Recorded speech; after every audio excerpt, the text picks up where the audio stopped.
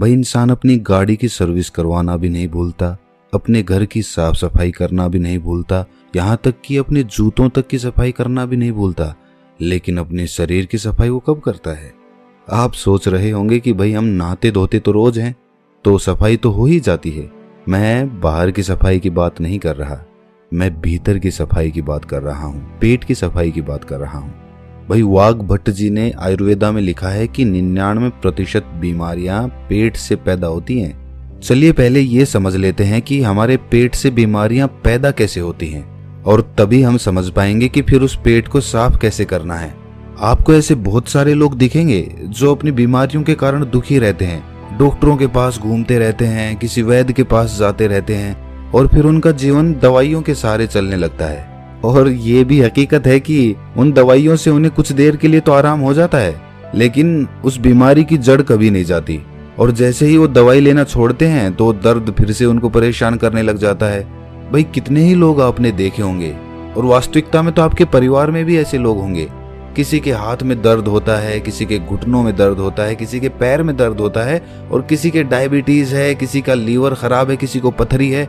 लेकिन समझने की बात यह है कि जिस तरह एक बीज से एक पेड़ बनता है, उसी तरह हमारे पेट में जमा गंदगी से ही इन सारी बीमारियों का जन्म होता है। भाई ये तो हम सभी जानते हैं कि फलों और कच्ची सब्जियों को पचने में तकरीबन 2 से 3 घंटे लगते हैं। वहीं पर अगर हम अनाज की बात करें, जैसे गेहूं या फिर कोई और अनाज, तो उसको पचने में 5 से 6 घंटे लगते हैं। लेकिन अगर हम बात करें मांस या मछली या फिर नॉनवेज की, तो उसको पचने में 15 से 20 घंटे लग जाते हैं। अब जो हम खाते हैं वो किस तरह गंदगी के रूप में हमारे शरीर में जमा हो जाता है, ये बड़े ध्यान से समझना। ये समझोगे तभी ये समझ पाओगे कि उस गंदगी को बाहर कैसे निकालना है। इससे मैं आपको आसान तरीके से एक उदाहरण के माध्यम से समझाता हूँ। मान लीजिए कि आप अपनी गाड़ी लेकर अपने घर से जाते हैं। रास्ते में गाड़ी सड़क पर चलती है, और कुछ दूर सड़क पर चलने के बाद सामने कीचड़ आ जाता है। अब जब कीचड़ में से गाड़ी होकर निकलेगी तो उसके टायर पे भी कीचड़ लगेगा, उसका टायर गंदा होगा। अब वो कीचड़ कुछ दूर बाद खत्म हो गया और आप फिर से सड़क पर आ गए। अब फिर से जब गाड़ी सड़क पर चलने लगेगी तो हो सकता है उसका कीचड़ हट जाए, लेकिन वो कीचड़ पूरी तरह से साफ नहीं होता, वो ऊपर ऊपर से साफ हो जाएगा। आप किसी चीज से साफ करेंगे तो भी वो ऊपर से ही साफ होगा, क्योंकि टायर पर जब हम देखते हैं तो उसमें लेयर्स बनी होती हैं, उसमें एक स्पेस बना होता है, एक जगह बनी होती है, और उसमें मिट्टी फंसी रहती है, कीचड़ भी उसी में फंसा रहता है।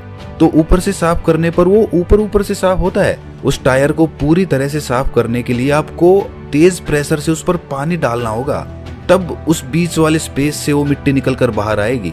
लेकिन अगर हम हाई प्रेशर से उस पर पानी नहीं मारते हैं तो वो मिट्टी सालों सालों तक उसमें फंसी रहती है और टायर यूं ही चलता रहता है। उसी तरह जब हम कोई खाना खाते हैं तो पहले तो वो खाना हमारे मुंह में आता है, मुंह में हम उसे चबाते हैं, फिर वो हमारे पेट में पहुंचता है, जहां पर हमारी इंटेस्टाइन उसमें से रस लेती है, उसमें से जो भी न्यूट्रिशंस होते हैं उन्हें खींच लेती है, और उसके बाद उसे स्मॉल इंटेस्टाइन में भेज देती है, जहां से वो अपने रास्ते से बाहर आ जाता है। लेकिन हर प्रकार के खाने को पचने में अलग अलग समय लगता है, ये तो हमने सीख लिया, अभी पीछे बताया था। तो इससे पहले कि वो खाना पच पाता, हमारे इंटेस्टाइन उसमें से जरूरी न्यूट्रिएंट्स निकाल पाती, उससे पहले ही हम कुछ और खा लेते हैं। अब वो भी तो जाएगा, अब वो खाना जो हमने अभी खाया है वो भी इसी रास्ते से वहीं पर पहुंचेगा। तो अब जो खाना पहले से हमारे पेट में पड़ा हुआ है, जो पूरी तरह से हजम भी नहीं हुआ है, डाइजेस्ट नहीं हुआ है, वो अभी उस पर प्रेशर लगेगा। किसका? जो खाना हमने अभी खाया है उसका, क्योंकि वो भी तो उसी रास्ते से आगे जाने वाला है और आगे तो जाम लगा पड़ा है। तो ये खाना उसको धक्का मारेगा और वो पुराना खाना बिना पूरी तरह से डाइजेस्ट हुए आगे निकल जाएगा। लेकिन जब ये हाफ डाइजेस्टेड खाना बिना पूरी तरह से हजम हुए आगे बढ़ जाता है तो ये पीछे छोड़ जाता है बैक्टीरियाज के भंडार। बहुत सारे बैक्टीरियाज होते हैं जो पीछे छूट जाते हैं, और ये बैक्टीरियाज हमारे इंटेस्टाइन से, यानी कि हमारे पेट की, हमारे स्टमक की जो इनर वॉल्स होती हैं उनसे चिपक जाते हैं, चिपट जाते हैं।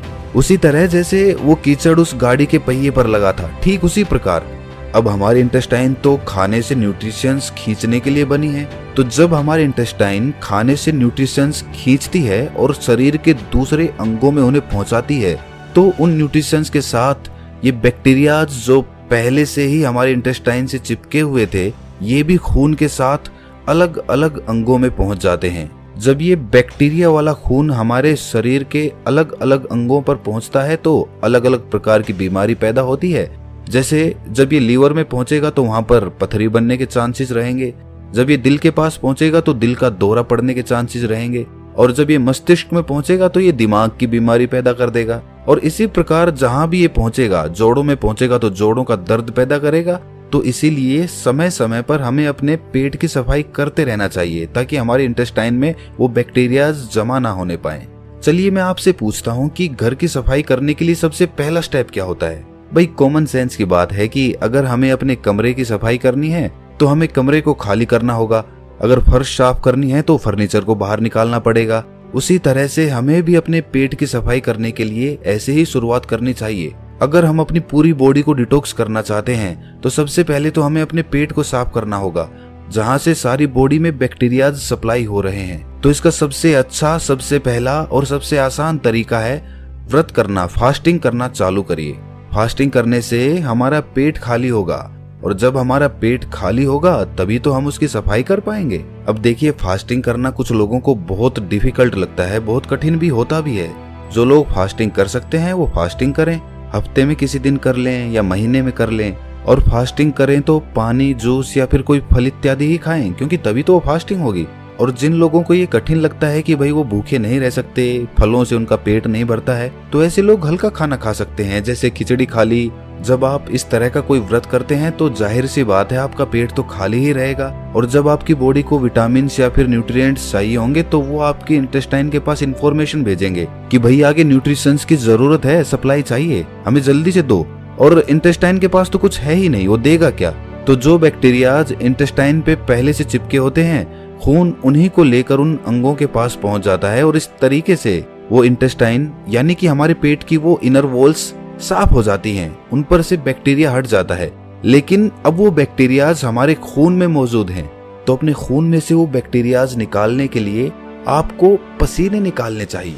आप जितने पसीने निकालेंगे उतना ही आपका खून डिटॉक्स होता जाएगा। जो हमारी स्किन में छोटे छोटे पोर्स होते हैं ना, जहां से पसीना बाहर आता है, तो उस पसीने के साथ जो हमारे खून में जो अनवांटेड मटेरियल्स होते हैं वो भी बाहर आ जाते हैं। लेकिन एक बात सच बताना, आप में से बहुत सारे लोग ना सोचते तो होंगे कि कल से हम अच्छा रूटीन बनाएंगे, डेली एक्सरसाइज करेंगे, अच्छा खाना खाएंगे और अपने शरीर का ख्याल रखेंगे। लेकिन अगली सुबह आते ही आप भूल जाते हो, फिर से वही रूटीन, फिर से लेट उठना, फिर से ऑफिस में जाना, और फिर से आकर उसी तरह से रात में लेट सोना। देखिए, इसमें गलती इंसान की नहीं होती, इंसान का रूटीन ही ऐसा हो गया है। वो कभी रात की ड्यूटी करता है तो कभी दिन की ड्यूटी करता है, तो इस तरीके से उसका कोई रूटीन फिक्स हो ही नहीं पाता, और वो अंदर ही अंदर अपने मन में निराश होता चला जाता है।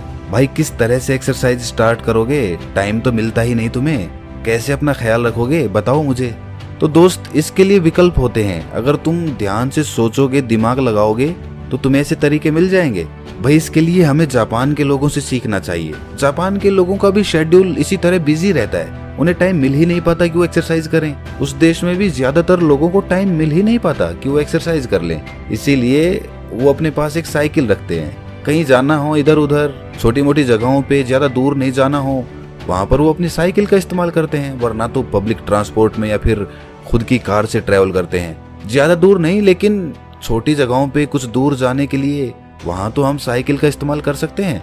इससे हमारी थाइज में जो पेल्विक मसल्स होती है ना, उन पे बहुत अच्छा काम होता है। साथ में हमारा पसीना भी निकलता है, तो उससे हमारी बॉडी भी डिटॉक्स हो जाती है, और इसके साथ ही कोई पोल्यूशन भी नहीं होता, प्रदूषण से भी हम बचे रह जाते हैं। अगर साइकिलिंग करने में इंटरेस्टेड नहीं हो तो फिर डांस कर लो या फिर रनिंग कर लो, जिस तरीके से भी हो, बस अपने शरीर से पसीना निकालो ताकि आपके जो पोर्स है ना स्किन के, वो एकदम क्लियर हो जाए। होता है उनको जल्दी पकाने के लिए या फिर उन पर कोई रोग ना लग जाए, इसलिए उन पर दवाइयों का छिड़काव किया जाता है। और जब हम उन फल और सब्जियों को खाते हैं तो वो पेस्टिसाइड्स हमारे अंदर, हमारी बॉडी में एंटर कर जाते हैं। तो उन पेस्टिसाइड्स की वजह से हमारे अंदर बहुत सारे बैक्टीरियाज पैदा होते हैं, जिनसे बहुत सारी बीमारियां पैदा होती है। और सबसे बड़ी बीमारी जो उससे पैदा होती है वो होती है कॉन्स्टिपेशन की। कुछ लोगों को हमेशा कॉन्स्टिपेशन रहता है, वो जब भी सुबह बाथरूम में जाते हैं तो उनका पेट अच्छे से साफ ही नहीं होता। इसकी वजह से वो पूरे दिन परेशान रहते हैं, स्ट्रेस में रहते हैं, कुछ भी अच्छा नहीं लगता, कुछ खाने का मन नहीं करता, भूख नहीं लगती। तो उन लोगों के लिए त्रिफला चूर्ण सबसे अच्छी औषधि मानी जाती है। त्रिफला के नाम से ही पता चलता है कि ये 3 फलों से मिलकर बना होता है। आंवला और हरड़ त्रिफला चूर्ण के मेन कंपोनेंट्स होते हैं। आंवला में विटामिन सी होता है, फाइबर होता है, और वहीं पर हरड़ एक बहुत अच्छा एंटीबैक्टीरियल होता है, जिस दिन आप सुबह सुबह नींबू पानी नहीं पीने वाले, उस दिन आप त्रिफला चूर्ण का सेवन करें। 1 छोटी चम्मच अच्छे से गुनगुने पानी में मिलाकर पी जाओ। उसके बाद देखना क्या कमाल होता है। खाना अच्छे से डाइजेस्ट होगा। सुबह पेट इतने अच्छे से खाली होगा कि पूरा दिन हल्का हल्का महसूस करोगे। और इसे भी रोज लेने की जरूरत नहीं है भाई। 1 हफ्ता आपने नींबू का पानी ले लिया, फिर किसी दूसरे हफ्ते आपने त्रिफला चूर्ण का सेवन कर लिया। इस तरह अल्टरनेट तरीके से इनका इस्तेमाल करना है। कहीं पता चले कि आप नींबू पानी भी पी रहे हैं और साथ में त्रिफला चूर्ण का भी सेवन कर रहे हैं। ऐसा मत करना। अच्छा, एक राज की बात बताता हूँ। जो लोग अल्कोहल ज्यादा पीते हैं ना, उसकी वजह से उनकी बॉडी में एसिडिटी बढ़ जाती है। तो ये जो त्रिफला चूर्ण है, ये उस अल्कोहल के इफेक्ट को भी बहुत कम कर देता है। अच्छा देखिए, अगर आप पहले से कोई और दवाई ले रहे हैं तो त्रिफला चूर्ण को अवॉइड करना या फिर अपने डॉक्टर से कंसल्ट करके तभी लेना। अच्छा, एक और बहुत अच्छा तरीका होता है बॉडी को डिटॉक्स करने का, और वो है कि खाने से पहले फ्रूट्स या फिर सैलेड खा लो अच्छे से पेट भर के। उससे क्या होता है कि फलों में और सलाद में ना फाइबर होते हैं बहुत अच्छी मात्रा में। जब वो फाइबर हमारी बॉडी में पहुंचते हैं तो वो ल्यूब्रिकेशन पैदा करते हैं, जिस ल्यूब्रिकेशन की वजह से जो हम खाना खाते हैं वो कहीं पर अटकता नहीं है, वो आसानी से नीचे चला जाता है। और खाना कभी भी पूरा पेट भर के मत खाना। खाना हमेशा 80% के लगभग ही खाना चाहिए। 20% जगह पेट में खाली रहनी चाहिए। ये सारे तरीके आपकी बॉडी को पूरी तरह से डिटॉक्स कर देंगे। इनमें से कुछ तरीके थोड़े आसान हैं तो कुछ तरीके थोड़े कठिन हैं। आप अपनी सुविधा के अनुसार कोई भी तरीका अपना सकते हैं, लेकिन ये सारे तरीके बॉडी को डिटॉक्स करने के लिए हैं। माइंड को डिटॉक्स करने के लिए कुछ अलग तरीके होते हैं। अगर इस वीडियो में हम डिस्कस करेंगे तो ये वीडियो बहुत लंबी हो जाएगी, लेकिन आप ये जान लीजिए कि जितना जरूरी बॉडी को डिटॉक्स करना है, उससे कहीं ज्यादा जरूरी माइंड को डिटॉक्स करना होता है। क्योंकि हमारे माइंड में ना बहुत सारा स्ट्रेस है, बहुत एंजाइटी है, बहुत सारे डर है, फियर है, ईर्ष्या है, जलन है, द्वेष है, पता नहीं किस किस तरह के इमोशंस हमारे दिमाग के अंदर भरे पड़े हैं, जो कभी खाली ही नहीं होते, जो वहीं पर अटके रह जाते हैं और हमें हमेशा परेशान करते रहते हैं, नई नई बीमारियों को पैदा करते रहते हैं। उससे मानसिक बीमारियां बहुत सारी पैदा होती हैं। डिप्रेशन हो जाता है, हमेशा दुखी रहना, खोया खोया रहना, समाज से कटके रहना, किसी से मिलना जुलना नहीं, कॉन्फिडेंस कम हो जाना, अपने एक्सप्रेशन दूसरों के सामने एक्सप्रेस ना कर पाना, ये सारी प्रॉब्लम्स माइंड डिटॉक्स